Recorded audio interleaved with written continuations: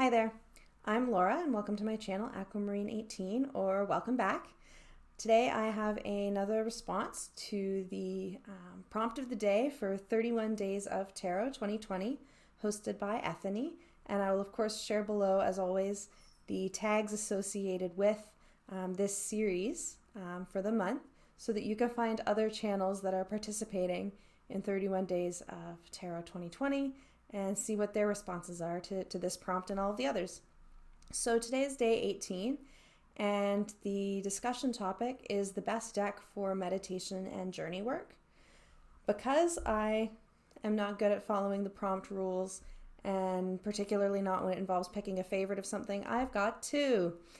So I have picked one tarot deck and one oracle deck that I most like to work with in the context of meditation, and in particular, pathworking meditation for me. So before I get to the decks, I thought I might maybe talk a little bit about, I guess, what that looks like for me, because, folks may be finding this video or this series of videos and be thinking, like, meditation, why would you use tarot with meditation or journey work? What are people even talking about? So rather than just kind of launching into look at these decks and look how great they are, I figured it would be worthwhile to kind of talk about what exactly I mean when I choose these decks. So for me, when I work with tarot or oracle for meditation purposes, it can look like a lot of different ways. But for the purpose of this video, what I'm talking about is a particular approach to meditation that involves looking at an image, in this case an image on a card, but you could look at an image of a painting, for example, or a photo. And in the process of meditation, imagining or meditating on that image growing such that you could kind of step through the frame of the image in your mind and into the space that is depicted by that image, right? And then you can, in the process of meditation, kind of explore that imagery, right, and that scene.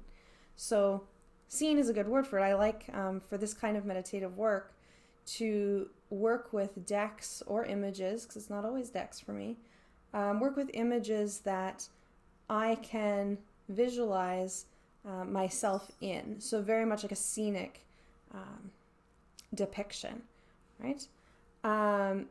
And I will say that the way that I first came to this kind of practice, at least came to this practice involving tarot, in case others are listening to this and think, I would like to maybe try this, it was actually through a guided meditation approach. So I'm going to link below a great place to start if you're interested in trying a guided meditation that is akin to pathworking. And that is to Biddy Tarot. And Bridget at Biddy Tarot has a free guided meditation focused on the Fool card in the Pamela Coleman-Smith Rider-Waite tarot deck, which even if you don't have that deck, you can very easily find an image of the Fool card just by searching online, and an image on your laptop would work just fine for the purpose of this meditation, which is, I think it's like 20 minute or so in length, and it's narrated, so it will talk you through, in Bridget's voice, she'll talk you through the pathworking or guided meditation process of having that Fool card get larger and stepping into that space and interacting with the Fool. And it's a really great meditation to do. It's not long, 20 minutes. And it's also a good way to see.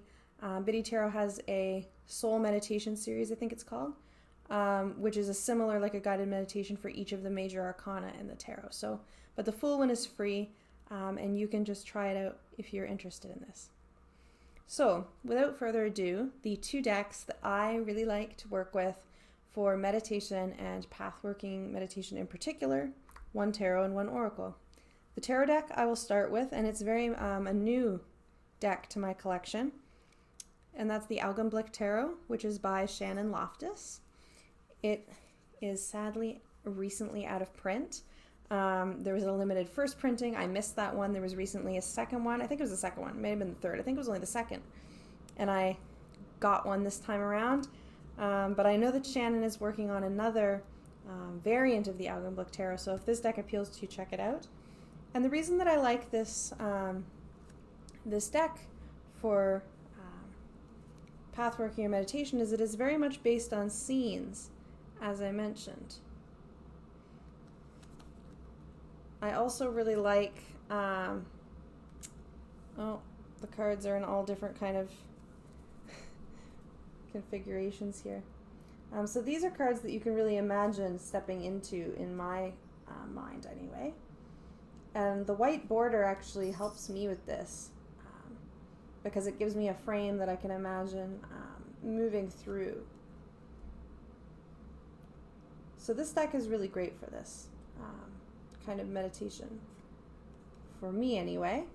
And something that Shannon wrote in the guidebook for the deck speaks to why, I think. So she, on page 2, writes, what if I could capture the energy and meaning of a card without a person in it? If I was being impacted so thoroughly from these landscapes alone, could I create a deck that didn't necessarily depend on the human image being included?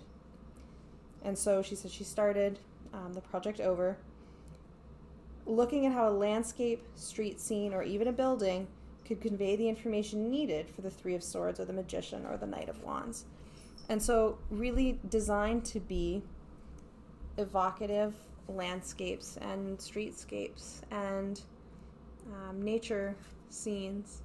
So they're all different. There are indoor scenes, outdoor ones.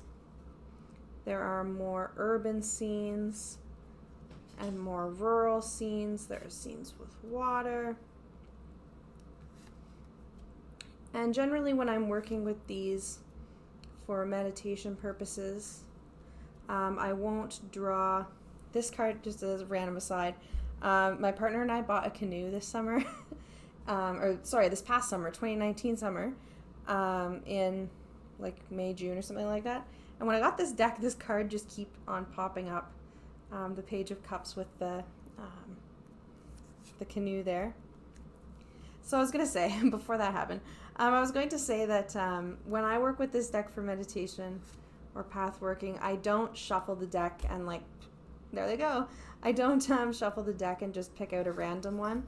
I generally like have an idea of what kind of image I'm looking for. And then I go through and choose one, like with the cards face up, like pick one deliberately. But you certainly wouldn't have to do it that way. You could just draw one, after shuffling if you wanted to have a surprise meditation. Why not? So that's the Augenblick Tarot by Shannon Loftis. The second deck that I wanted to show that I also like to work with for meditation and particularly pathworking meditation, I like for like quite a few of the same reasons really that I like the Augenblick Tarot for this, and that's the life path cards. This is the back.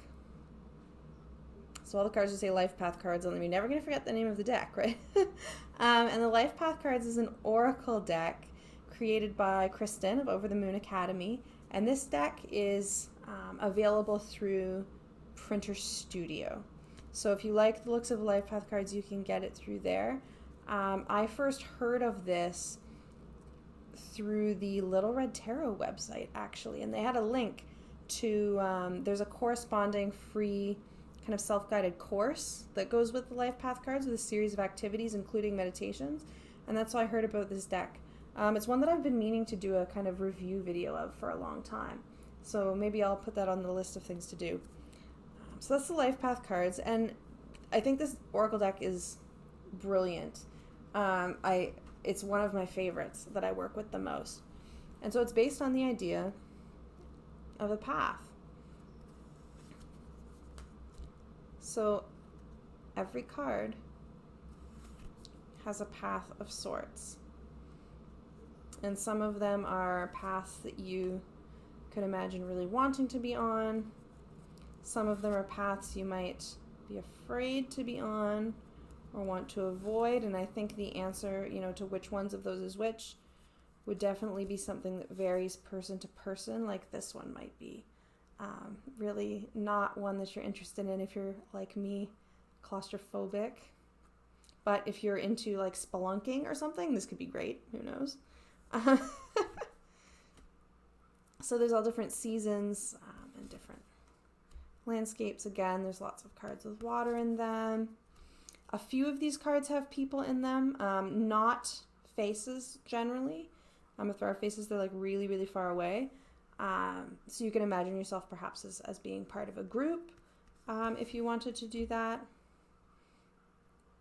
And I mean, you could do these cards in a spread for a reading if you wanted to as well. There's lots of things, but I find that they do make great like altar display cards. They're great cards for something like goal setting and imagining kind of what you want your trajectory to look like.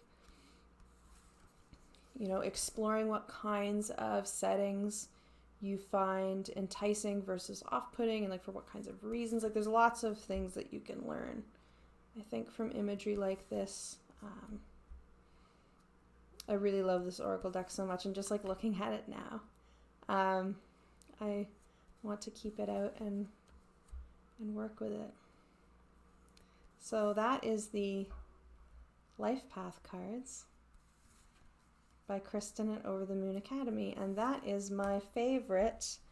Well, that's another scary one to me. That is my favorite oracle deck far and away for the purpose of meditation and pathworking meditation in particular. I'm really interested to see what decks other folks pick for this prompt, because I do think, depending on, our tastes and what our practices look like really any deck could fit in to this question. So I'm really keen to see what others have chosen. And if you don't make YouTube videos, but you'd like to participate in the discussion, please feel free to leave a comment and share if you have decks that you meditate with, or if you have particular imagery that you meditate with. If you hate meditating or don't have a meditation practice at all, feel free to share that too. All positive and kind and respectful comments welcome, of course. And I look forward to discussion and to again seeing others' responses to the prompt about what they feel that the best decks are, or their best decks for meditation and journey work. So I will see you all back here tomorrow when we're going to be talking about the best decks. You can see I'm already anticipating cheating. The prompt said best deck. I'm just already making it best decks because I know myself. Best decks for use in ritual or magic. I'm also keen to see what folks share on that topic. So I will see you back here then. As always, thank you so much for watching and have a great day. Bye.